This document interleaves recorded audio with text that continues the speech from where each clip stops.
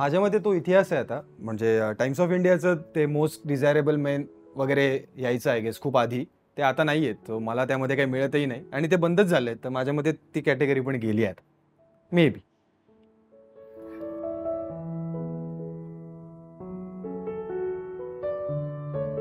नाही मी इंटरव्ह्यू देईन, पण मग तो कुठे थांबणार हे माझ्या हातात राहत नाही. मग चुकून मी काही जर बोलून गेलो, तर त्यापेक्षा आणि माझी इमेज आहे तसं, की मी खूप कमी बोलतो आणि खूप शांत आहे. असं बरीच जण आता नाही म्हणतील याला, पण may be me reserve person किंवा थोडासा क्लोज पर्सन असल्यामुळे कदाचित मी जास्त इंटरव्ह्यूज किंवा जास्त मीडियासमोर येत नाही. हां, जेव्हा माझं फक्त काम असतं आणि काम जेव्हा सुरू असतं, तेव्हा मी बऱ्यापैकी सोशल मीडिया असेल किंवा इन जनरल इंटरव्ह्यूज असतील, त्यावेळी माझे जास्त इंटरव्ह्यूज दिसतात. पण जेव्हा नसतात तेव्हा ते सुपरमॅन टाइप रे, म्हणजे गरज असेल तेव्हा अंडरवेअरवर काम करायला, मग परत नॉर्मल कपडे.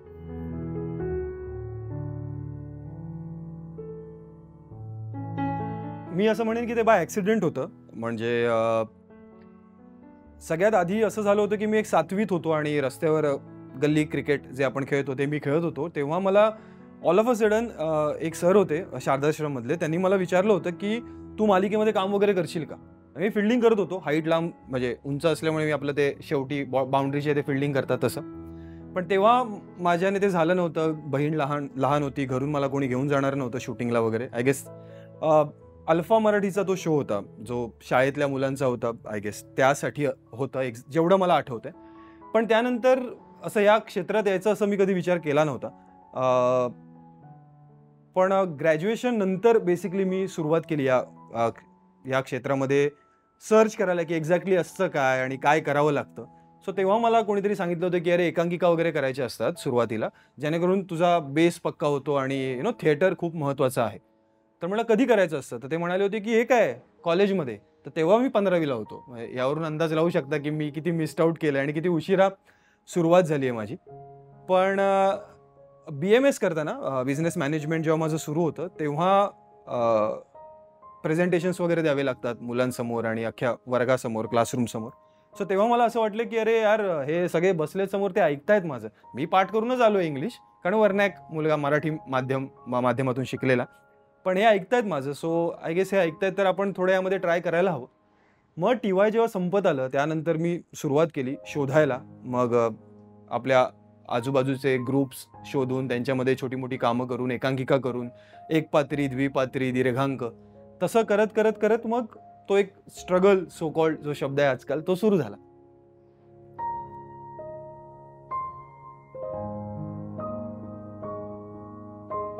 दुर्वा ही 2013 साली आलेली मालिका, जी माझी पहिली मालिका होती ॲज अ लीड. त्याआधी मी ॲक्चुअली 1 दिवसाचं काम, 2 दिवसाचं काम असं केलं होतं. वेगवेगळ्या चॅनलवर, वेगवेगळ्या मालिकांमध्ये. पण ऑब्व्हियसली ते तसं नव्हतं. ते जस्ट मी 1 दिवस गेलो आणि शूट केलं असं वालं होतं.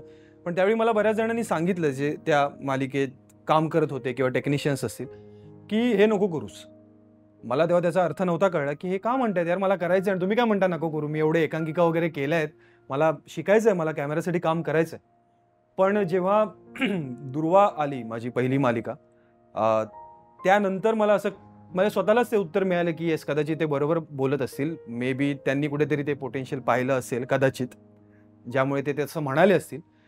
पण दुर्वाचं म्हणाल तर आय गेस एम-बी-ए झाल्यानंतर एक 1.5 वर्ष गेलं होतं, ज्यामध्ये मी जॉबही केला नव्हता आणि फक्त ते बेसिकली थिएटरचं वेड लागलं होतं. एकांकिका, राज्यनाट्य स्पर्धा, कामगार कल्याण स्पर्धा वगैरे असतात. ते कामगारांचा आयडी वगैरे बनवून सुसाट म्हणजे कामगार असल्यासारखे करतोय राज्यनाट्य स्पर्धेत वगैरे काम शिकण्यासाठी. पण दुर्वाचं जेव्हा ऑडिशन मला आलं, मला अजूनही आठवतं आय गेस 30 डिसेंबर 2012 संडे होता. म्हटलं संडेला कुठलं ऑडिशन होतं? पण होतं त्या दिवशी. आणि त्याआधी जवळपास एक 6 ते 7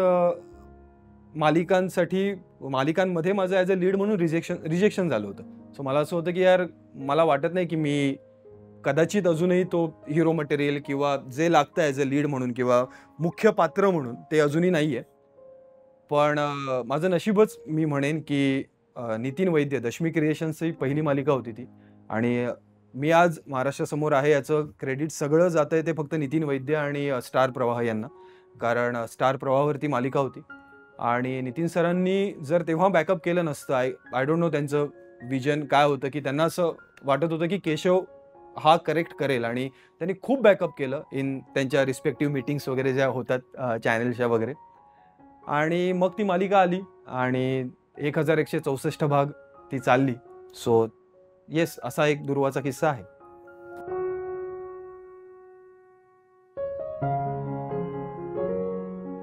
कसं झालं की त्याआधी जो काय म्हणू आपण स्ट्रगल सो कॉल्ड जो सुरू होता, जे रिजेक्शन्स मिळत होते प्रत्येक वेळी, म्हणजे कुठेही ऑडिशनला गेलं, नाही होतंय, नाही होतंय, नाही होतंय. म्हटलं अरे का नाही होतंय? त्याचं रिझनच कळत नव्हतं. हे खूप वाईट आहे माझ्या मते, की जर एखाद्या व्यक्तीचं रोल त्या एखाद्या पात्रासाठी नाही होत असेल तर त्याला सांगा. हे आजपर्यंत कोणी सांगत नाही आणि अजूनही सांगत नाही. माझ्या बाबतीत अजूनही होतं, की काय कारण होतं? ते कारण कळतच नव्हतं, त्यामुळे सुधारणा होऊ शकत नव्हती. आणि एक खंत मला अजूनही वाटते, की मला कोणी गुरु नाही लाभला. त्यामुळे चुका, त्यातून शिका. ह्याच्या पलीकडे माझ्याकडे ऑप्शनच नव्हता आणि तशी एन्व्हायर्नमेंट पण नव्हती. म्हणजे अतकरी घराण्यातला मी पहिलाच, त्यामुळे असा काही सपोर्टही नव्हता घरातून. त्यामुळे असं होत होतं, की काय करायचं ते माहीत नाही. जे समोर येतंय त्याला फेस करायचंय. हा ऑडिशन आहे, ऑडिशन द्यायचंय. रिजेक्ट झालो, का झालो ते माहीत नाही. परत नव्याने एक ऑडिशन द्यायचंय. सो मला तर असं आठवतं अजूनही, की दुर्वाचं जेव्हा ऑडिशन दिलं तेव्हा मी कुठेतरी असं पकडलं होतं, की माझं नाही होणार. आय डोंट नो का, मे बी ती निगेटिव्हिटी असेल कदाचित. पण थँक्स टू नितीन सर, त्यांनी खूप पॉझिटिव्हिटी दिली आणि ॲट द सेम टाईम असं म्हणतात, की जे असे एपिक शो किंवा चांगले शो बनतात त्यासाठी ती माणसं पण त्यावेळी ती टीम जुळून येणं खूप गरजेचं असतं. आणि ते माझं नशीब होतं, की मी खरंच खूप कमाल टीमबरोबर काम केलं. इतक्या कमाल टीमबरोबर काम केलं, की तिथेच ॲक्चुअली माझं ऑन द जॉब ट्रेनिंग होतं. म्हणजे मी शूटला पण जायचो, मला पैसे पण मिळायचे आणि प्लस मी शिकायचो पण. सो जवळपास 4.5 वर्ष इट वॉज अ कमाल एक्सपिरियन्स आणि आज त्यामुळेच मी आहे. बाकी अजून एक अशी गोष्ट पण होती दुर्वाच्या वेळी, की जसं मी म्हटलं, की घरून सपोर्ट नव्हता. त्यामुळे दुर्वाचा जेव्हा प्रोमो चॅनेलवर आला होता, तेव्हा त्याच्या आधी मी साताऱ्याला आणि वाईला जाऊन 2 दिवस शूट केलं होतं. प्रोमो शूट केला होता आणि घरी माहीत नव्हतं. सो मी एक दिवस असं सकाळी मला कळलं, की प्रोमो आलाय. मी रिमोट घेतला, सकाळी 9 वाजता स्टार प्रवाह लावलं आणि आईला म्हटलं, "बस." ती म्हणाली, "अरे का तू मराठी चॅनल लावून बसला? तुला तर नसतात ना बघायचे सीरियल, तुला फक्त मॅच बघायचे असतात." म्हटलं, "अगं बस तर." आणि तो येईनाच. अरे तो 9:45 वाजता, 9:45 10च्या दरम्यान तो लागला. मग मी आईला म्हटले, की "आई, ही सीरियल आहे. मी एवढे दिवस प्रयत्न करत होतो, तुला माहीत आहे. पण मला ह्या क्षेत्रातच करायचं आहे आणि ह्या सीरियलमध्ये मी लीड म्हणून काम करतोय. सो 10:30 पासून असणार आहे. 18 मार्चपासून बघ." तर तिचं असं झालं, की एवढं सगळं लपवलं. म्हणजे वाईचं शूटिंग असेल आणि प्लस हे बॅगेज, की करू शकेन की नाही, किंवा अरे यार नाही जमत आहे. कारण ते कॅरेक्टर पण तेवढं काय म्हणू आपण कठीण होतं. मे बी माझं एज तेव्हाचं तेवढं नव्हतं, मॅच्युअर्ड नव्हतो मी तेव्हा. पण अगेन खूप चांगली टीम लाभली आणि म्हणून तो शो तेवढा झाला.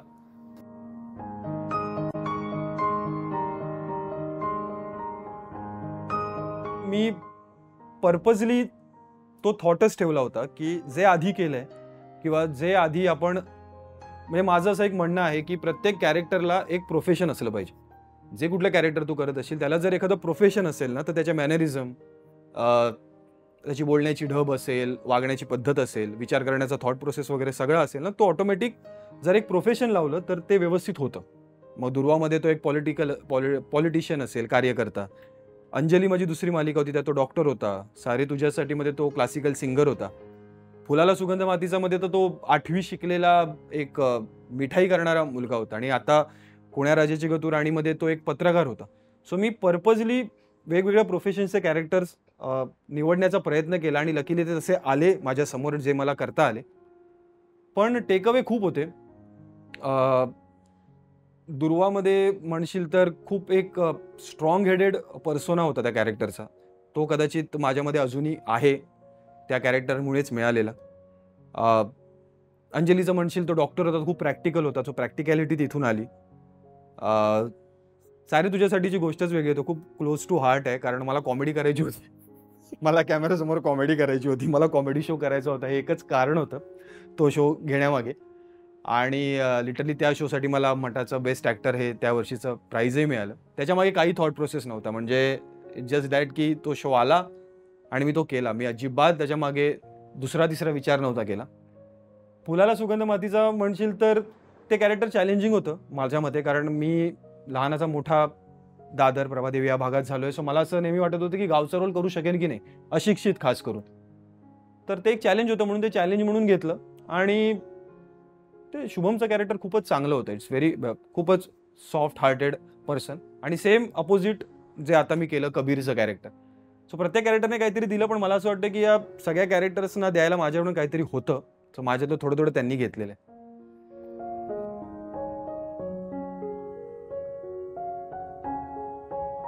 माझ्या मते काय करावं यापेक्षा काय करायचं नाही याकडे जास्त लक्ष द्यायला पाहिजे असं मला नेहमी वाटतं. आणि मी पण तोच प्रयत्न करतो. असं वाटतं की आपण कुठल्या टीमबरोबर काम करतो ना, आपली स्कूलिंग कुठे होते ते खूप मॅटर करतं. आणि माझी स्कूलिंग टचवूड खूप चांगल्या ठिकाणी झाली, चांगल्या शो बरोबर झाली, चांगल्या माणसांबरोबर झाली. त्याचा त्रास पण होतो नंतर काम करताना. असं होतं की अरे यार हे काय करतोय यार, तेवढं तरी करा जे 2013 मध्ये केलंय. पण जोक्स अपार्ट, पण काही नाही करायचं किंवा काही नाही केलं पाहिजे हे आपल्याला आजूबाजूला फक्त डोळे उघडे ठेवले ना तरी कळतं. सो ते डेली बेसिसवर ॲक्च्युली ते कळत असतं. काय करायला पाहिजे हे माझ्या मते फार क्वचित कळतं. फक्त त्यावेळी आपण जागे पाहिजे की हां, अवेअर पाहिजे. हां, this is what one should do or one must do. आणि दुर्वाच्या प्रोसेसमध्ये बऱ्याच गोष्टी, म्हणजे इतक्या गोष्टी घडल्या आणि एवढं शिकायला मिळत होतं की कसं कुठल्या क्षेत्रात तू जाणार आहेस, काय एक टफ क्षेत्र जे आहे ज्यामध्ये तू आता येतोयस किंवा काम करणार आहेस. जसं मी म्हटलं की नितीन सरांनी खूप बॅकअप केलं मला. पण मला अजूनही आठवतं जेव्हा मी माझी लुक टेस्ट सुरू होती, त्या मिशा वगैरे ज्या खोट्या होत्या सगळ्या त्या लावणं चालू होतं, त्यावेळी लिटरली केशवच्याच कॅरेक्टरचं ऑडिशन घेतलं जात होतं बाजूच्या रूममध्ये. सो मला असं झालं होतं तेव्हा की अरे मग का करताय लुक टेस्ट, कशाला आपण वेळ वाया घालवतोय. काहीतरी मे बी ह्यामध्ये पण रिजेक्शनच असेल. कारण जसं मी म्हटलं की माझ्या डोक्यामध्ये तेच होतं की कदाचित नाही होणार इथे. पण आपण म्हणतो ना कधी कधी आपल्याला स्वतःवर तेवढा कॉन्फिडन्स नसतो, पण समोरच्या माणसाने आपल्यामध्ये अशी काही गोष्ट बघितलेली असते की त्याला माहीत असतं की हा करणार. आणि तो बॅकअप माझ्या मते खूप महत्त्वाचा असतो. आपल्याला तो कळत नाही, पण तो डिलिव्हर होतो आणि तो झाला. So yes.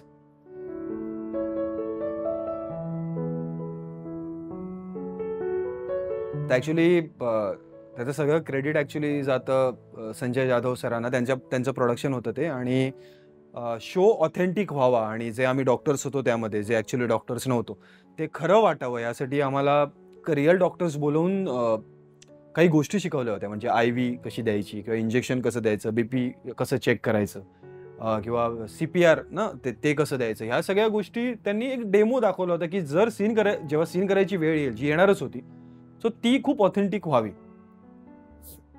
पण म्हणजे जेव्हा माझ्या आईला अटॅक आला होता पहिला, तेव्हा म्हणजे घरात मी, माझे बाबा आणि माझी बहीण तिघच जण होतो. आणि त्यावेळी लिटरली म्हणजे ते सगळं म्हणजे ऑब्व्हियसली ते काही करेक्ट नसणार, 100% करेक्ट नसणार. पण जे तिथे शिकलो होतो, जे म्हणजे म्हणून मला नेहमी असं वाटतं की आपण दर दिवशी काहीतरी शिकत असतो. आपण फक्त जसं मगाशी म्हटलं की काय करायचं यावेळी, काय करायला पाहिजे हे शिकण्यासाठी फक्त आपण अवेअर पाहिजे. काय नाही करायचं हे आपण शिकतच असतो. तर मे बी त्यावेळी मी खूप व्यवस्थित लक्ष देऊन असेन त्या सेटवर. पण लिटरली आईचे श्वास बंद झाले होते. पण ते जे काही CPR किंवा जे काही आम्हाला शिकवलं होतं ते मी केलं आणि आईला शुद्ध आली होती त्यावेळी. आणि मग आम्ही डॉक्टरकडे घेऊन गेलो होतो आणि मग असं कळलं होतं की that was a heart attack जो येऊन गेला होता तो. And that was because of Covid. जे कोविडची सुरुवातच होती आय गेस.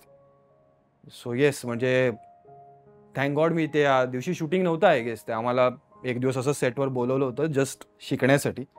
आणि थँक गॉड मी त्या दिवशी तिथे होतो सेटवर.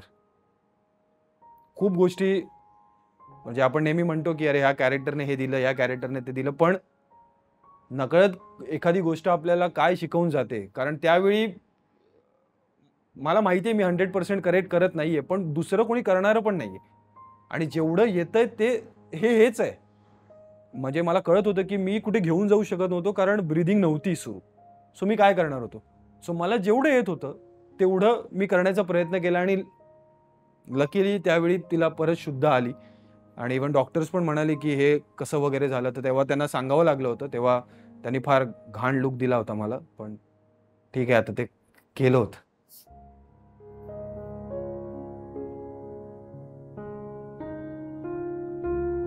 ॲक्चुअली तो जो अटॅक आईला आला होता, तो बिकॉज ऑफ कोविड होता. कारण तेव्हा जस्ट कोविडचं आय गेस फर्स्ट लॉकडाऊन त्याच्यानंतरच लागलं. सो ते कोविडमुळे तिचे ते रक्ताच्या गुठळ्या वगैरे झाल्या होत्या आणि त्यामुळे तिला तो अटॅक आला होता. आणि लेटर ऑन तिला कॅन्सर झाला बिकॉज ऑफ कोविड ओन्ली. आणि मला अजूनही आठवतं, मी तेव्हा लॉकडाऊनमुळे आय गेस सगळ्या शूटिंग्स आउट ऑफ महाराष्ट्र होत्या. महाराष्ट्रामध्ये शूटिंग सुरू नव्हतं आणि मी राजकोटला होतो. म्हणजे आमची पूर्ण टीम फुलाला सुगंध मातीचाची राजकोटला होती आणि तिथे आम्ही शूट करत होतो. आणि तेव्हा ॲक्च्युली मला बहिणीचा फोन आला होता, की तिची ॲक्च्युली एक छोटीशी वन डे सर्जरी करायची होती आईची. TB झाला असं निष्पन्न झालं होतं आफ्टर द कोविड. पण ती TBची गाठ काढण्याची वन डे सर्जरी होती. तर त्यासाठी बहिणीने मला फोन केला होता आणि माझं असं झालं, की एक वन डे सर्जरी आपण करून घेऊया. तू आहेस, बाबा आहेत आणि आजूबाजूला मावशी रिलेटिव्हसुद्धा आहेत, तर आपण करून घेऊ शकतो. मी अजून 2-3 महिने तरी नाही येऊ शकणार, कारण तेवढ्या पिरियडसाठी बाहेरच होतो. पण जेव्हा ॲक्च्युली सर्जरीची वेळ आली, तेव्हा ती जी गाठ होती ती कन्व्हर्ट झाली होती कॅन्सरमध्ये. सो मला अजूनही आठवतं, जेव्हा मला बहिणीने माझ्या दुपारी फोन केला होता, तेव्हा मी मालिकेतला ते कॅरेक्टर, शुभमचं कॅरेक्टर पहिल्यांदा कीर्तीला आय लव्ह यू म्हणतं असा वाला सीन होता आणि मला इथे असं बोलवलं होतं, सर शॉट रेडी आहे म्हणून. आणि मला फोन आला होता आणि मला बहिणीने सांगितलं होतं, की असं असं झालं आहे. आणि माझं झालं होतं, की हां 2 मिनटं मी ठेवतो फोन, कारण मला काही कळत नव्हतं. मला इथूनही बोलवत होते आणि या गोष्टीचं मी काय करू हे मला कळतही नव्हतं. पण नंतर obviously show must go on, तो सीन केला जो काय केला तो. आणि त्यानंतर मग मी माझं शूट संपवून I had to come to Mumbai आणि मग ती सगळी ट्रीटमेंट प्रोसेस सुरू झाली. पण अनफॉर्च्युनेटली माझा तो शो सुरू होता. तो शो जवळपास 1-2.5 वर्ष चालला. पण त्या शोच्या दरम्यान आईची ट्रीटमेंट आणि जसा कॅन्सर असतो, it goes stage by stage वाढत जातो, तसं ते स्टेज वाढत होते. आणि जवळपास आई एक दीड 2 वर्ष शी फॉट विथ दॅट डिझीज आणि नंतर ती गेली. So yes.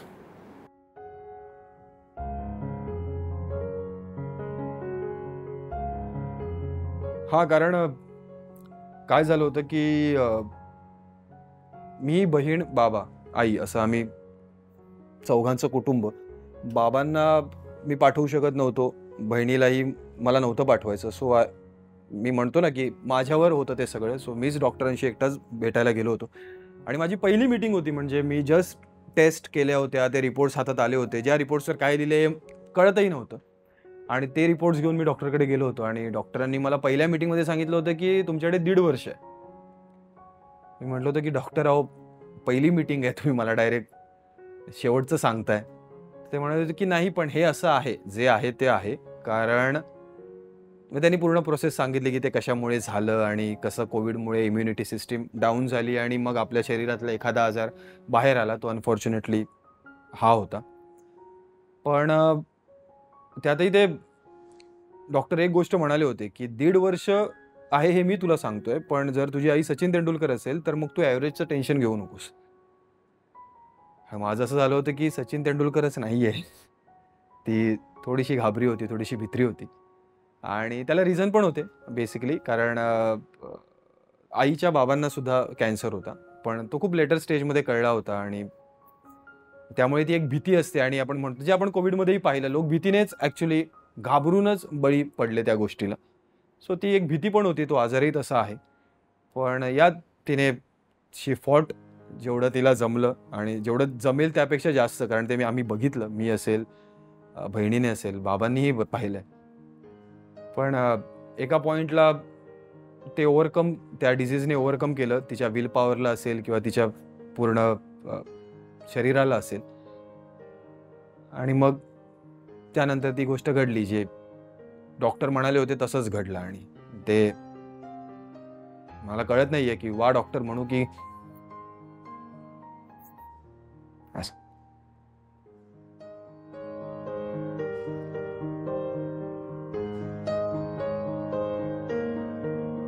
हा म्हणजे आई गेल्यानंतर एक 8 महिन्यांनी बाबा गेले. आणि त्याचं रिझन एवढं अनएक्सपेक्टेड होतं, जे आजकाल आहे कार्डियक अरेस्ट हा जो काही एक शब्द आहे. त्यांना काही काही असं काही डिझीज किंवा अशी काही हिस्ट्री वगैरे पण नव्हती. But I don't no, may be एकटेपणा जो असतो तो त्यांनी त्या पिरियडमध्ये अनुभवला असेल. आणि आणि इव्हेंच्युअली ॲक्च्युली या सगळ्या गोष्टींमुळे आईच्या वेळी पण मी तेवढी क्लॅरिटी बाबांना नव्हती दिली. बिकॉज ऑफ म्हणजे मी आणि बहीण आम्हाला दोघांना सगळ्या गोष्टी माहिती होत्या. बाबांना तरी तेवढ्या गोष्टी माहिती नव्हत्या. पण येस, ते मे बी त्यांचं प्रेम एकमेकांवर खूप असेल, त्यामुळे ते त्याच्या मागोमाग गेले. पण that was too unexpected. Maybe कदाचित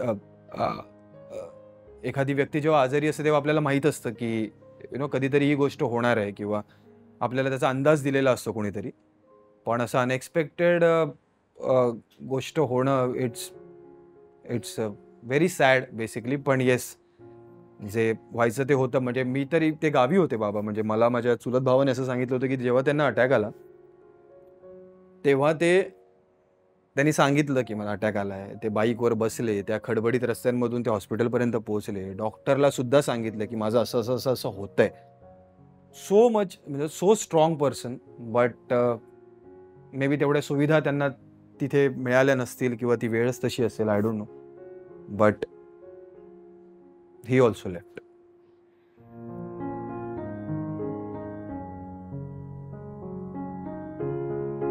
हा म्हणजे ॲक्च्युली कुण्या राजाची गतू राणी हीच मालिका येणार होती. माझी त्याच्या आधी मीटिंग झाली होती आणि मी हाही म्हटलं होतं, आणि मी चॅनलकडून, प्रोडक्शन हाऊसकडून लॉकसुद्धा झालो होतो. सोबो चा तो शो होता, स्मृती शिंदे यांच्या प्रोडक्शनचा. आणि असं झालं होतं की त्याचं शूट सुरू होणार होतं. त्यांना बेसिकली हिरोईन मिळत नव्हती. त्यांना नवीन मुलगी हवी होती, जिने आतापर्यंत हिरोईनचं काम केलं नाही, अशी एक न्यू फेस हवा होता ॲज अ लीड म्हणून.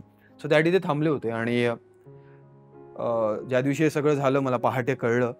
आणि मला अजूनही आठवतं, मी माझ्या फॅमिलीला, बहिणीला, तिच्या नवऱ्याला, मावशी, काका यांना सगळ्यांना घेऊन मी गावी निघालो होतो. आणि पुणे एक्सप्रेस हायवेवरच मी गाडी थांबवली. आणि माझं झालं की अरे मी निघालोय, मी यांना सांगितलं नाही ते शूटिंग लावणार आहे. सो मी त्यांना फोन केला, स्मृती शिंदेंना, आणि त्यांना सांगितलं, चॅनलमध्येही फोन केला, त्यांनाही सांगितलं की असं असं झालंय. सो मी ही मालिका नाही करू शकत, माझ्याने होणार नाही. कारण आता एक मे बी 14-15 दिवस मी सलग ह्या सगळ्या विधी वगैरे झाल्याशिवाय तर मी मुंबईत येत नाही, आणि तुम्हाला शूटिंग सुरू करायचं असं. पण आय डोंट नो, म्हणजे हा स्टार प्रवाहाचा मोठेपणा असेल, सतीश राजवाडेंचा असेल, स्मृती शिंदेंचा असेल, किंवा संपूर्ण टीमचा असेल, ते थांबले. ते म्हणाले की तू ये, मग आपण शूट स्टार्ट करू, तुला जेवढा वेळ हवाय तेवढा तू घे. सो माझं असं झालं की कसं असतं ना, आपण एखाद्या प्रोडक्शन हाऊस बरोबर काम केलेलं असेल आणि ते जर असं म्हणाले की ते ओळखत असतात आपल्याला. मी फर्स्ट टाइमच काम केलं होतं यांच्याबरोबर, चॅनल बरोबर आधी काम केलं होतं. पण ते कोणी जर तुझ्यासाठी थांबतंय, आणि ॲट द सेम टाइम माझ्या जवळच्या माणसांनी सुद्धा मला त्यावेळी हेच सांगितलं की घरी बसू नकोस.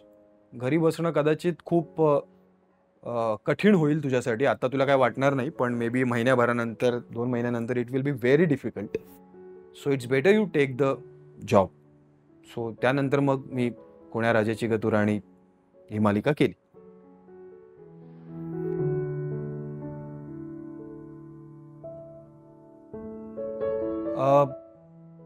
लक फॅक्टर महत्त्वाचा आहे, पण मला असं वाटतं की ते आपल्या करिअरच्या सुरुवातीला जितकं महत्त्वाचं आहे तितकं नंतर नंतर नाही आहे. कारण शेवटी तुमचं काम बोलतं, हा माझा अनुभव आहे. चुकीचाही असू शकतो, पण आपल्या कामातून आपल्याला काम मिळतं.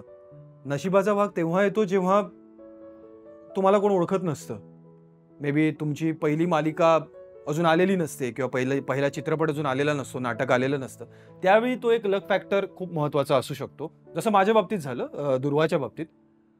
केशव ही भूमिका त्या पूर्ण स्टोरीमध्ये नव्हतीच, म्हणजे एवढी प्रॉमिनंट नव्हतीच. पण ते कॅरेक्टर ऑन पेपर पण नितीन वैद्य सरांनी इतकं बॅकअप केलं होतं आणि ॲट द सेम टाईम मी तो रोल प्ले करावा यासाठी मलाही बॅकअप केलं होतं. तर मी असं म्हणेन की तो माझ्यासाठी लकचा फॅक्टर होता, की त्यांनी ऑब्व्हियसली तेही मला ओळखत नव्हते. त्यांनी माझं काम हे आधी पाहिलं नव्हतं, कोणीच पाहिलं नव्हतं. पण तरीही त्यांनी मला तो बॅकअप केला. सो हे नशीबच होतं.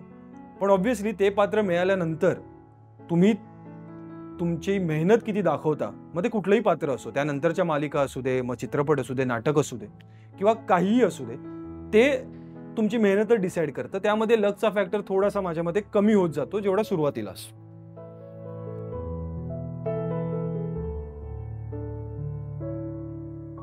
ते अजूनही येतात, पण आता कसं झालं, आता सोशल मीडियामुळे एक कमेंट टाकला किंवा एक मेसेज केला तरी ते आपल्यापर्यंत पोहोचतं. आधी तसं नव्हतं.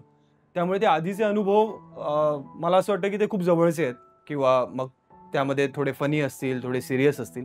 पण ते अनुभव माझ्याबरोबर तरी खूप राहिले आहेत. म्हणजे दुर्वामधलाच किस्सा आहे एक. आम्ही एक अष्टविनायकचं शूट करत होतो. 3 दिवसात आम्ही 8 गणपती शूट करून परत मुंबईत येणार होतो. असा एक ट्रॅक होता आणि मग त्यामध्ये ती कथा होती की कशी ती हरवलेली असते आणि मला कसं शोधायचं असतं आणि मग ती फायटिंग आणि सगळं थरार जो ड्रामा लागतो टेलिव्हिजनला स्पेसिफिकली.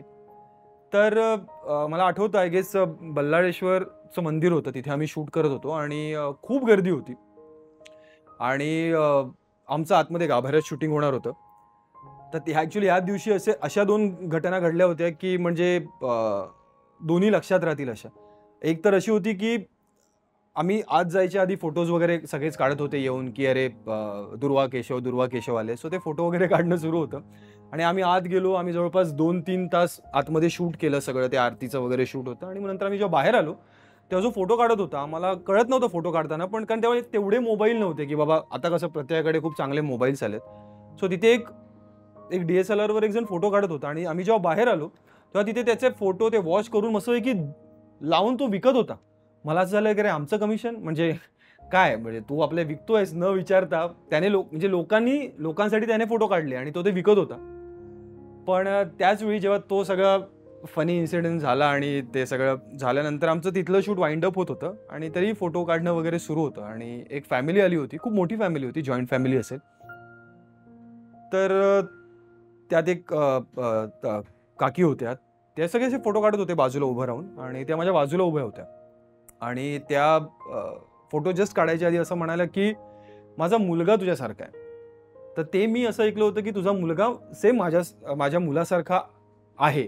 तर त्या ॲक्च्युअली होता असं म्हणाल्या होत्या आणि मी ते त्या गडबडीत ऐकलं नव्हतं आणि माझं असं झालं होतं की मी त्यानंतर असं म्हणालो, मीही तुमच्या मुलासारखाच आहे. आणि त्या क्षणी मला अजूनही आठवतं, त्या फेंट होऊन पडल्या होत्या, त्यांना चक्कर आली होती. मला असं झालं होतं की काय करू? म्हणजे पहिलं तर का बोललो? आपण इन जनरल आपण बोलून जातो की अरे जसा तुमचा मुलगा आहे तसं मलाही तसंच समजा मुलासारखं वगैरे. पण मग नंतर त्याच्या फॅमिलीमधल्या माणसांनी मला सांगितलं की ती जी मिशी होती माझी त्या लुकमध्ये किंवा ते जे लेन्स मी वापरायचो आणि नाक वगैरे हे सिमिलर होतं त्यांच्या मुलासारखं आणि त्यांचा मुलगा जस्ट काही महिन्यांआधी गेला होता. तर त्यानंतर इमिजिएटली ते वाइंड अप करून आम्हाला शूटिंगला जावं लागलं आणि त्या तिथेच होत्या बेशुद्ध. त्यांची फॅमिली होती, ऑब्व्हियसली पब्लिक होती तिथे. पण मला असं झालं की अरे त्यांना शुद्ध तर येऊ द्या. पण नंतर मग आम्ही शूटिंग केली, बाहेरचा एक सीन केला. पण तरी माझं लक्ष तिथेच होतं, कारण तसं माझ्याबरोबर कधी घडलं नव्हतं. जसं मी म्हटलं की आत्ता जरी काही गोष्टी असे फोटो काढत असेल कोण किंवा काय बोलायचं हे कदाचित थोड्याशा अनुभवाने कळतं आपल्याला, कुठे काय बोलायला पाहिजे किंवा काही नाही बोलायला पाहिजे. पण तेव्हा एक प्रॉम्प्टली आपण बोलून जातो आणि खूप मनापासूनच बोलतो, त्यामध्ये काही हे नसतं. पण ते अशा प्रकारे झालं होतं की तो इन्सिडन्स मी अजूनही नाही विसरू शकत. म्हणजे तो माझ्यासाठी खूप शॉक होता, कारण 2 वर्ष वगैरे किंवा 1.5-2 वर्ष झाले असेल मालिका सुरू होऊन. मी नवीनच होतो या अख्ख्या इंडस्ट्रीमध्ये आणि अशी घटना घडली. मी खूप हललो होतो त्यावेळी.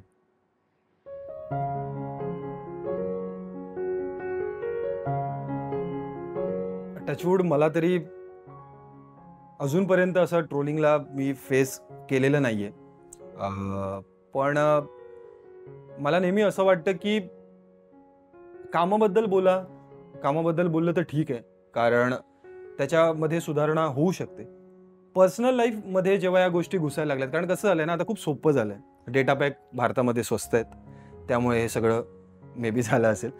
पण खूप सोपं झालंय टू रीच आउट हे सोपं आहे, पण एक कुठेतरी मर्यादा हवी असं मला वाटतं एखाद्या कारण कसं आहे ना, त्या माणसाला आपण बोलत असतो, पण त्याच्याबरोबर त्याची फॅमिली, बायको असेल, आई असतील, बाबा असतील, मुलगा, भाऊ बहीण कोणी असेल, हे पण अफेक्ट होतात आणि आपण त्यांना त्यामध्ये आणतो. ते माझ्या मते बरोबर नाहीये. म्हणजे व्हॉट इफ उद्या जर ह्यांनी पण समोरच्या माणसाबद्दल तेच केलं तर समोरचा माणूस नाही ऐकून घेणार. मग त्याच्या ते डिग्निटीवर येणार की कसं मला असं बोलला यार, होऊ शकत नाही. पण या क्षेत्रामध्ये असल्यामुळे, ह्या सो कॉल्ड ॲक्टर आणि कलाकार असल्यामुळे त्या मर्यादा येतात रिॲक्ट करण्याच्या, आणि त्यामुळे तो कदाचित व्यक्त नाही होऊ शकत, नाही करू शकत. पण माझ्या मते असा जर विचार केला की जर समोरच्या माणसाने मी आज हा कमेंट करतोय, उद्या जर त्याने मला हाच कमेंट केला तर मी ऐकून घेईन का? जर तुम्ही ऐकून घेणार नसाल तर मग कमेंट नाही करायला पाहिजे असं मला वाटतं. आणि पर्सनल स्पेस माझ्या मते खूप महत्त्वाची आहे प्रत्येकाची. आपण बोलतो ना, आई बहिणीवरनं शिवी दिली की डोक्यात सणक जाते आणि मग मारामाऱ्या वगैरे होतात, बरोबर? तर मग तेच तर आपण करतोय. जस्ट एक आपल्याला त्याचं काय म्हणतो, फ्रीडम ऑफ स्पीच मिळालंय, याला काही अर्थ नाहीये. हां, कामाच्या बाबतीत वगैरे मला पण येतात मेसेजेस कामाच्या बाबतीत की अरे, ती वाली मालिका चांगली होती, ही वाली एवढी चांगली नाहीये, किंवा तो रोल खूप चांगला होता. ओके, फाईन, अगदी अग्री. पण ह्याच्या पलीकडे जाऊन जर पर्सनल ह्याच्यामध्ये गेल्यानंतर ऑब्व्हियसली माणूस वेगळ्या पद्धतीने रिॲक्ट होतो. पण मला असं वाटतं की त्या गोष्टीकडे किती लक्ष द्यायचं हे पण शेवटी आपल्या हातातच आहे. मग ते चांगलं असू दे किंवा वाईट असू दे. चांगल्याने सुद्धा चांगलं वाचून किंवा चांगलं ऐकून पण आपण वेगळ्या लेवलवर नाही जायला पाहिजे, जेणेकरून म्हणजे वाईट किंवा काही असं आलं तरी पण आपण वेगळ्या लेवलवर नाही जाणार. सो तो एक माझ्या मते समतोल साधला जाईल असं मला वाटतं. आणि हे ट्रोलिंग वगैरे तर होतच राहणार. ट्रोलिंग रिअल लाईफमध्ये पण होतच की. हे आपण फक्त सोशल मीडियाच्या ट्रोलिंगबद्दल बोलतो. जे आपल्या मागे बोलतात त्यालाही एका प्रकारची ट्रोलिंगच असते, ती फक्त आपल्यापर्यंत पोहोचत नाही. सो ती नाही आपण थांबवू शकत, तर ही कशी थांबवणार? सो ही चालूच राहणार आहे. आपण म्हणतो ना की प्रत्येक काळानंतर ऑडियन्स बदलतो. आपल्याला त्याला काय द्यायचं आहे हे आपल्याला कळलं पाहिजे. As an actor, as a writer, as a director आपण त्या सिच्युएशनमध्ये मोल्ड झालो पाहिजे. सेम आहे तसंच याचं पण. आता ह्या गोष्टी असणारच आहेत. ह्या गोष्टींना म्हणजे गत्यंतरच नाही आहे. ह्या पुढेही असणार. मे बी ह्याच्यापेक्षा जास्त वाईट होतील. पण त्या आहेच, आधीपासूनही आहेत. ह्या फक्त दिसत आहेत, काही दिसत नाही आहेत. त्या पहिल्या थांबवा.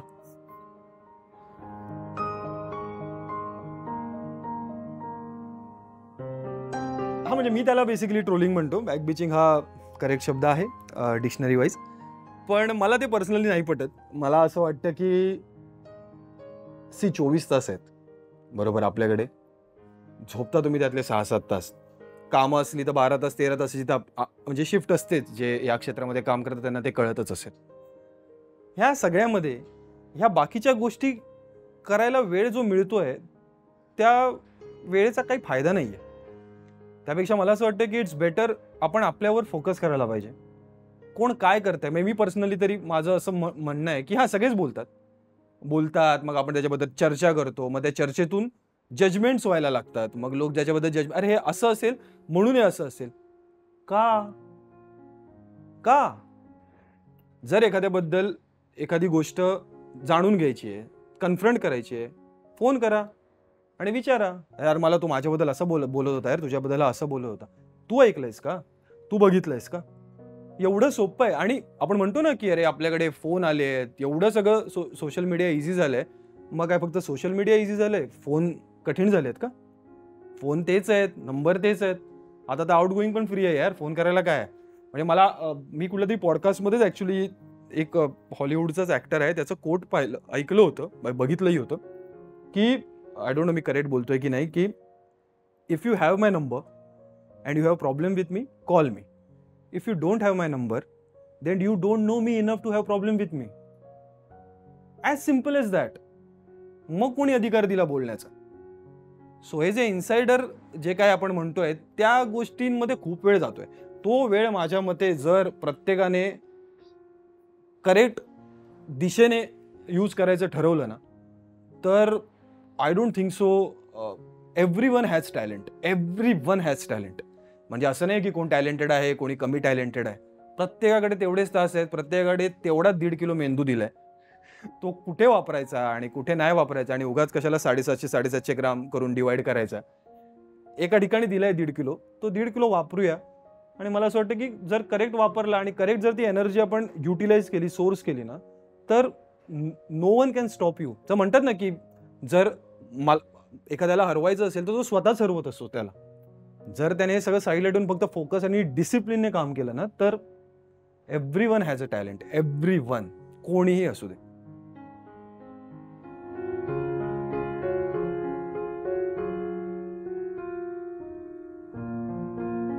हा आलाय माझ्या मते. स्पेसिफिकली आता मी गेले 11 वर्ष सलग टेलिव्हिजन करतोय, त्यामुळे मला हा अनुभव आला असेल की काय होतं. पण दोन गोष्टी आहेत. एक तर काम देणारे आहेत आणि काम मागणारे आहेत. बेसिकली ॲक्टर तर बेगर्सच. तर मला असं नेहमी वाटतं की दोन्ही गोष्टी कुठेतरी कमी पडत आहेत. म्हणजे हेही होतंय की आपण आपला एक कम्फर्ट झोन शोधतो आणि त्या कम्फर्ट झोनमध्ये काम करत राहतो. म्हणजे जर आता मी टेलिव्हिजन करतोय, ज्याने मला महाराष्ट्रासमोर आणलं, देशासमोर आणलं, एवढं प्रेम लोकांचं मिळतं, हे त्याच्यामुळेच मिळतं. आणि मी लिटरली जर मला कोणी म्हणालं की टेलिव्हिजनचं काय, सो नो बॉस. टेलिव्हिजन ही एक वेगळी इंडस्ट्री आहे, ही एक वेगळी एंटिटी आहे. You can't deny that, you can't run out of it. So त्याने मला सगळं काही दिलंय. मला जी काय ओळख आहे, जी काही मी कामं करतो, ही त्यानेच दिलेली आहे, त्या माध्यमानेच दिलेली आहेत मला. पण ॲट द सेम टाइम माझा तिथे जेवढा वेळ मी काम करतोय, त्यामुळे मी त्या लोकांपर्यंत रिच आउट होत नाहीये, जी कामं मला करायची आहेत. मे बी फिल्म्स करायचे असतील, नाटक करायचे असतील. आणि ॲट द सेम टाइम ते एंटिटीज पण, अरे आता टेलिव्हिजन करतोय आणि ह्याला वेळ नसणार, का ठरवतोय आपण? अगेन तेच, का ठरवतोय आपण? सो हे दोन्ही मॅटर होतं. त्यामुळे जशी मी माझी पहिली फिल्म जी केली होती शॉर्ट अँड स्वीट, ती मी टेलिव्हिजन शो करतानाच केली होती. कारण त्यांनी जेव्हा मला त्यांची रिक्वायरमेंट होती 6 फुटाचा मुलगा पाहिजे, कारण ती स्टोरीची रिक्वायरमेंट होती. तुम्ही ती फिल्म बघितली नाही, आता येईल OTTवर तेव्हा बघा, ज्यांनी बघितली नसेल. पण त्यात ती रिक्वायरमेंट होती. मे बी त्यांना बाकीचे कोणी नाही म्हणाले असतील, और वॉट एव्हर त्यांचे काही रिझन्स असतील, ते कमर्शियली वगैरे वॉट एव्हर. त्यांनी मला विचारलं, पण त्यांनी मला हा प्रश्न विचारला, अरे तू ते सिरियल करतोस, तुला कसं जमणार? अरे मी 17 दिवस काम करतोय तिथे. म्हणजे फुलाला सुगंध मातीचा हा शो करताना मी 17 ते 18 मॅक्झिमम, याच्या पलीकडे मी नाही केलं, जरी मी 26 दिवस टीव्हीवर दिसत होतो. त्याच्यासाठी करेक्ट मॅनेजमेंट लागते, करेक्ट प्लॅनिंग लागते, टचवूड ती होती. त्यामुळे मी तो ती फिल्म करू शकलो. सो दोन्ही साईडने आहे, to reach out also and for them also to reach out. कारण फायनली काय आहे ना, माझं असं म्हणणं आहे की तो प्रोडक्ट जो आपण करतोय, जो कोणी करत असेल, तो करेक्ट झाला पाहिजे. जर त्या एखाद्या गोष्टीसाठी ही रिक्वायरमेंट आहे, जर ह्या पद्धतीचा ॲक्टर हवा आहे, ह्या पद्धतीचा रायटर हवा आहे, हाच डिरेक्टर हवा आहे, तर मग तोच घ्या.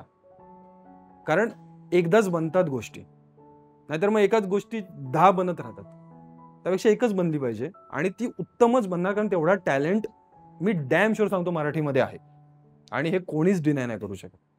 तर अदर नाहीच करत. बाहेर गेल्यानंतर माहितीच आहे, सगळ्यांनाच माहिती आहे की किती रिस्पेक्टफुली ट्रीट केलं जातं.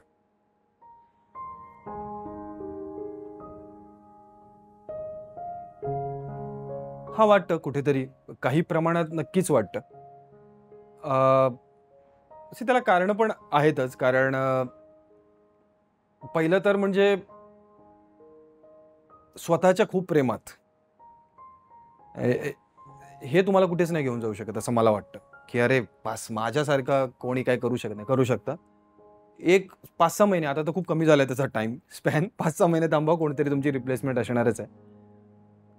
पण रिस्पेक्ट बद्दल बोलायला झालं तर तो कुठेतरी कमीच पडतोय. म्हणजे बाहेर जर आपण काम करायला गेलं तर मराठी थिएटरमध्ये काम करणारे किंवा मराठी इंडस्ट्रीमध्ये काम करणाऱ्यांना जी रिस्पेक्ट आहे किंवा जी आदरयुक्त भीती आपण म्हणू त्यांच्याबद्दल आहे, ती कुठेतरी माझ्या मते इथे आपल्या इंडस्ट्रीमध्ये काम करताना मला थोडीशी कमी वाटते. Maybe I don't know, की माहीत नाही मला, एकमेकांना बरोबर घेऊन जाण्याची वृत्ती थोडी कमी वाटते मला. ती म्हणजे असं नाही की माझा खूप मोठा अनुभव आहे आणि मी खूप वर्षांपासून काम करतोय. पण ऑब्व्हियसली डे टू डे लाईफमध्ये प्रत्येक वेळी आपण एखादं दुसरं काम करतो तेव्हा काही ना काही आपण ऑब्झर्व करतच असतो. सो ते कुठेतरी मला असं वाटतं की हां, थोडंसं आपण आपल्याच आजूबाजूची जी मंडळी आहे जी खूप चांगली कामं करतायत त्यांना थोडंसं अप्रिशिएट जर केलं ना तर ते अजून चांगलं काम करतील आणि जर एकत्र तुम्ही केलं तर तुम्ही डबल चांगलं काम कराल. सो हे कुठेतरी लॅक आहेच आणि हा म्हणजे हे प्रत्येकाला माझ्या मते कुठेतरी माहित आहे. No one's talk about.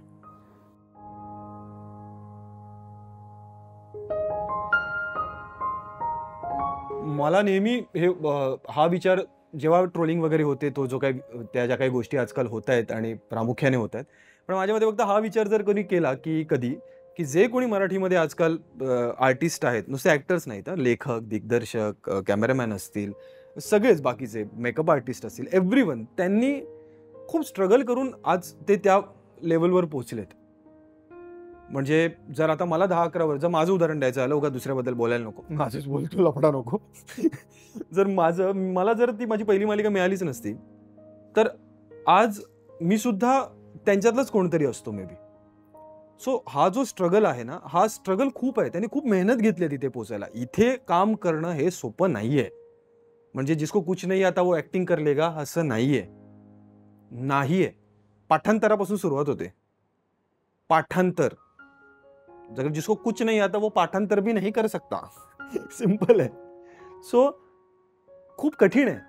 असं बाहेरून वाटतं की अरे फार सोपं आहे इथे काम केलं हे काय डोक्यावर घेतात लोक आणि मग ते वलय क्रिएट होतं आणि मग मस्तपैकी ॲक्टर आणि मग खूप पैसे आणि खूप इझी लाईफस्टाईल आणि असं वगैरे नाहीये.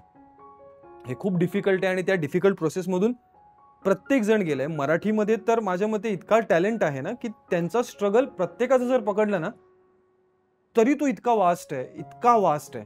सो ह्या सगळ्यामधून ती माणसं तिथपर्यंत पोहोचलेली आहेत मला असं वाटतं. सो त्यामुळे जी काही ट्रोलिंग वगैरे होते ना तेव्हा त्यांनी थोडासा हा विचार करायला पाहिजे की इट्स नॉट लाईक की काय म्हणून आपण नेपोकिड आपण जे आजकाल हिंदीमध्ये खूप आहे मराठीमध्ये ती गोष्ट नाहीये.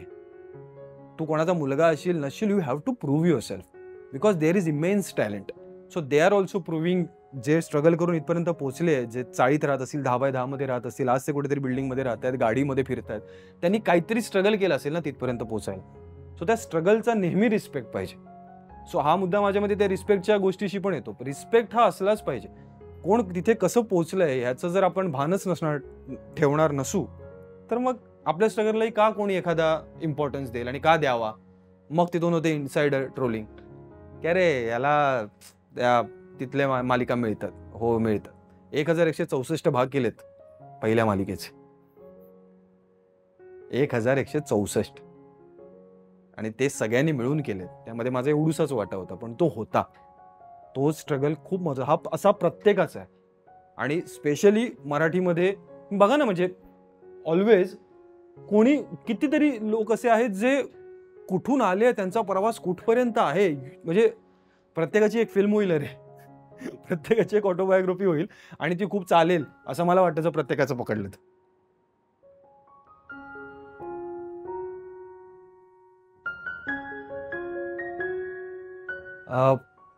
प्राधान्यक्रम असं वगैरे काही नाहीये. मला असं वाटतंय की हे जे काही 3 मीडियम आहेत नाटक असेल सिनेमा असेल किंवा टेलिव्हिजन असेल असे प्रत्येकाचे चॅलेंजेस वेगळे आहेत. It's not easy to do a television show. तसंच it's not easy to do a natak or a film. प्रत्येकाची प्रोसेस वेगळी आहे प्रत्येकाचे चॅलेंजेस वेगळे आहेत आणि त्या प्रत्येक ठिकाणी जर काम करता येत असेल एका ॲक्टरला तर माझ्या मते मी प्राधान्य चूज नाही करणार. म्हणजे जरी मी माझे 5 टेलिव्हिजन शो झाले असेल गेल्या 10-11 वर्षांमध्ये तरी पण काय म्हणू आपण की मी जर एखादा प्लेयर असेल आणि मला जर क्रिकेट खेळायचं असेल तर नाटक हे माझ्या मते T20 आहे. एकदा पडदा उघडला की तुम्हाला बॅटिंगच करायची आहे तुम्हाला चोपायचंच आहे कारण तुमच्याकडे 2.5 तास आहेत. फिल्म माझ्या मते 1 डे असेल एक प्रॉपर 50 ओव्हरची मॅच आहे आपल्याला माहिती आहे आपल्याला ती स्ट्रॅटेजाइज करायची आहे आणि अशा पद्धतीने ती इनिंग खेळायची. आणि टेलिव्हिजन म्हणू तर ते टेस्ट क्रिकेट असेल माझ्या मते कारण प्रत्येक वेळी टेलिव्हिजनमध्ये बॉल तुमच्या बॅटीखाली किंवा पॅडच्या इथे येणार नाही मारायला. तुम्हाला थोडे काही बॉल सोडावेच लागणार कारण ती खूप मोठी प्रोसेस आहे. त्याच्यामध्ये पेशन्स खूप आहेत. सो त्याच्यामध्ये एक वेळ जातो. काही वेळा काही सीनमध्ये काही करायला नसतं. असं बरीच जण म्हणतात की अरे यार मला या सीनमध्ये काही करायला नाहीये. म्हटलं म्हणजे मी त्याला असं म्हणतो की म्हणजे तू स्टँडिंग कमिटीचा अध्यक्ष आहे. फक्त स्टँडिंग कमिटी आहे तुझं काय बाकी म्हणणं नाहीये. पण असं नाहीये तुझं म्हणणं असतं. It's a test cricket. जेव्हा बॉल तुमच्या समोर येणार पॅडमध्ये येणार स्टंपमध्ये येणार तेव्हा तुम्हाला मारायचं तेव्हा तुम्ही वेललेप नाही करू शकत. मग तुम्ही बोल्ड होणार. सो याचा अर्थ असं नाही की जर बॉल जाते तर जाऊ दे यार, मला ह्या सीनमध्ये काय करायला नाही आहे, रॉंग आहे. म्हणजे मला एवढंच म्हणायचं आहे की उद्या फॉर एक्झाम्पल एखादा खूप मोठा फिल्म मेकर त्याच्या घरात टीव्ही बघत असेल आणि तो रिमोटने जर चॅनल चेंज करत असेल आणि त्या सो कॉल्ड स्टँडिंग कमिटीवाल्या सीनमध्ये मी काहीच करत नसेल, उभा असेल दगडासारखा, आणि नेमका त्याने तोच सीन बघितला तर काय? नाही नाही, या सीनमध्ये काय करायला नव्हतं, तुम्ही ना 79 एपिसोड मधला ना 6वा सीन बघा. का बघेल? त्याला हेच काम आहे? नाही ना, त्यालाही कामं आहे, त्याला त्याची कामं आहे, त्याचा स्ट्रगल आहे, त्याला त्याचे फिल्म्स बनवायचे असतील, नाटक करायचे असतील. सो ते एक वेगळं मीडियम आहे. सो माझ्या मते प्राधान्य न बघता बाबा जे माझ्या समोर आहे, माझ्यासाठी जे कॅरेक्टर लिहिलं गेलंय किंवा मी जे कॅरेक्टर निवडलेलं आहे, लेट्स डू इट प्रामाणिकपणे करणं, ह्याच्यावर काही नाहीये माझ्या मते.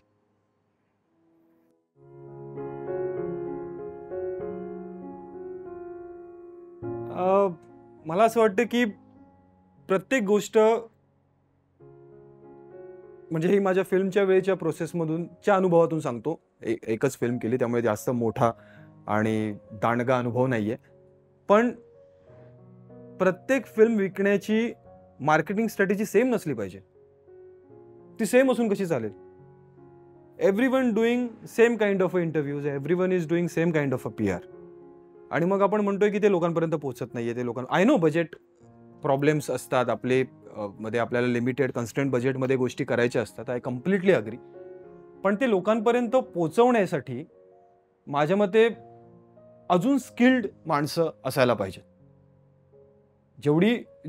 कित्येक अशा फिल्म आहेत ज्या लोकांपर्यंत पोहोचायला हव्या होत्या, पण त्या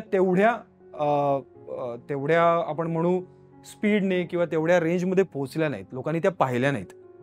आणि माझी एकच फिल्म आली आहे, त्यावरून मी हे बोलतोय असं नाहीये की म्हणजे बाबा एवढंच एक्सपिरियन्स आहे, हा काय बोलणार. पण ठीक आहे, बरोबर आहे, मला काही समजत नाहीये त्यातलं तेवढं, पण मग ज्यांना समजतं त्यांनी तरी करा ना.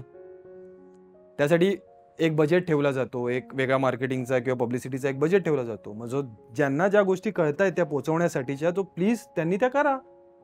जर प्रत्येकाने आपापलं काम व्यवस्थित केलं, जर असं क्रिएटिव्हली केलं, finally it's a creative business.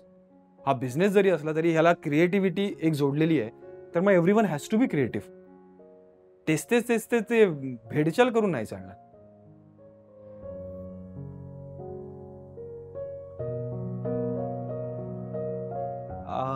हा आवडेल, पण आत्ता नाही. मे बी मी त्याच्यामधलं संपूर्ण नॉलेज घेणं आणि मग करेन. उगाच करायचं म्हणून करणार नाही. पहिला माझा ऍक्टिंगचा तो होऊ द्या, ती खास भागू द्या, मग करूया मार्केटिंग.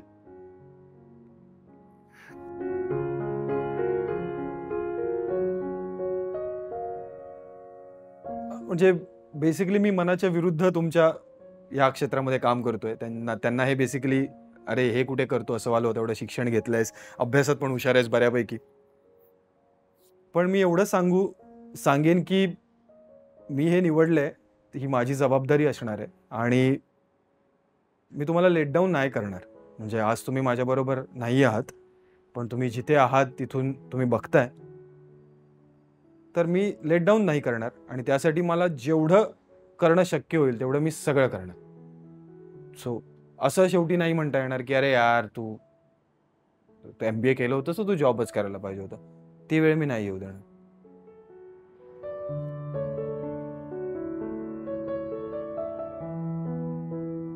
ते कसं आहे ना, मी तेवढा सोशली ऍक्टिव्ह पर्सनच नाहीये.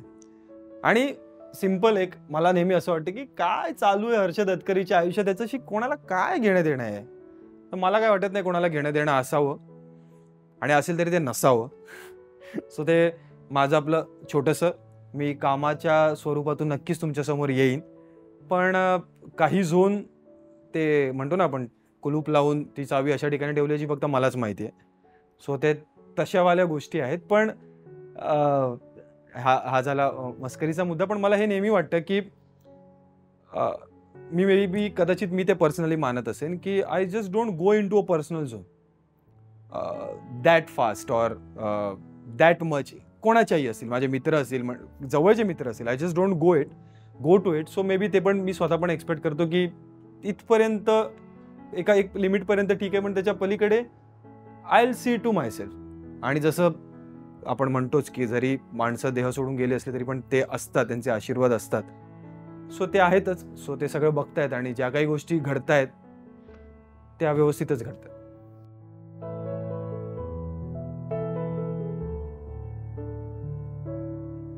इंटरेस्ट असेल, स्टेटसचं माहित नाही. इंटरेस्ट फुल असेल. त्यात पण असतात ॲक्चुअली. त्यात पण बॅचलर थोडीच आहेत सगळे जे बाकीचे पण नंबर देतात त्यांना. मला माहिती आहे. त्यात काय असं काही नसतं ते. फक्त ते असं मानतात की बॅचलर. पण आपण एकदम जर काय म्हणतो ना, खोदून त्याच्यामध्ये जायचं झालं तर इंटरेस्ट असेल माझा. स्टेटसचं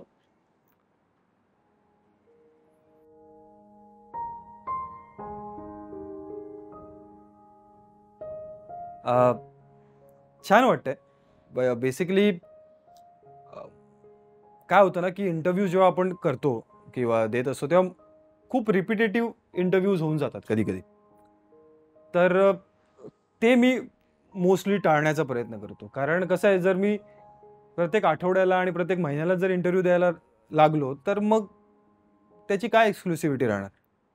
सो थोडंसं टाईम-टाईमने तर तेवढंच तेवढी उत्सुकता असेल, की काय बोलतोय, काय सुरू आहे आणि हॅव्हिंग सेड दॅट मी जसं म्हटलं, की जरा खूप मे बी क्लोज्ड पर्सन असल्यामुळे I don't talk much about मायसेल्फच नाही, in general I don't talk much. So आज मला असं वाटलं, की yes this can be the platform जिथे आपण एका वेगळ्या पद्धतीने व्यक्त होऊ शकतो, असं मला वाटलं. तेच-तेच आपण दरवेळीचे प्रश्न आणि तेच नाही, की "काय बाबा गणपतीच्या काय आठवणी तुझ्या?" एव एवढंच नाही. त्याच्या पुढे जाऊ नये. सो त्यामुळे मला असं वाटलं, की yes I can give this interview.